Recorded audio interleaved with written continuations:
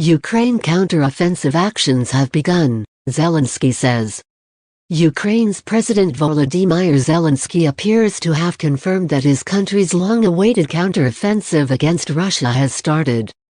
Counter-offensive and defensive actions are taking place, he said. But he added that he would not talk in detail about which stage or state the counter-offensive was in. The comments come after an escalation of fighting in the south and east of Ukraine and speculation about progress of the widely anticipated push. Ukrainian troops are reported to have advanced in the east near Bakhmut and in the south near Zaporizhzhia, and have carried out long-range strikes on Russian targets. But assessing the reality on the front lines is difficult, with the two warring sides presenting contrasting narratives, Ukraine claiming progress and Russia that it is fighting off attacks. Meanwhile, in Russia's Kaluga region, which borders the southern districts around Moscow, Governor Vladislav Shepsha said on Telegram that a drone crashed near the village of Strelkov early on Sunday. The BBC has not independently verified the report. Russian President Vladimir Putin said in a video interview published Friday that Ukrainian forces had certainly begun their offensive, but that attempted advances had failed with heavy casualties.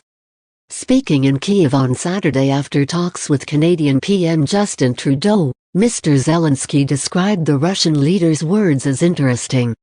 They do not have long left. He also said that Ukraine's military commanders were in a positive mood, adding, "Tell that to Putin." Mr. Trudeau announced $500 million Canadian dollars in new military aid for Ukraine during the unannounced visit. A joint statement issued after the talks said Canada supports Ukraine becoming a NATO member as soon as conditions allow for it, adding that the issue would be discussed at the NATO summit in Vilnius, Lithuania, in July. Meanwhile, fighting has escalated in recent days in the key southern Zaporizhzhia region, Russian officials say. Ukrainian forces are thought to be trying to push south to split Russian forces in two, breaking through the occupied territory which connects Russia to Crimea. Ukraine's hope of advances in the region could be hindered by huge flooding in the south of the country after the Novokakhovka Dam was destroyed last week. The flooding has covered around 230 square miles either side of the Dnipro River. In his nightly address on Saturday, Mr. Zelensky said 3,000 people have been evacuated from the flooded Kherson and Mykolaiv regions. And Kherson's regional head Alexander Prokhodan said water levels had dropped by 27 centimeters. But more than 30 settlements on the right bank of the river, which is Ukrainian-held territory, were still flooded and almost 4,000 residential buildings remained underwater.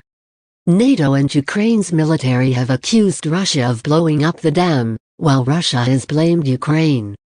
However, it seems highly likely that Russian forces, which controlled the dam, decided to blow it up in order to make it more difficult for Ukrainian forces to cross the river as part of their ongoing counter-offensive, the BBC's Paul Adams says.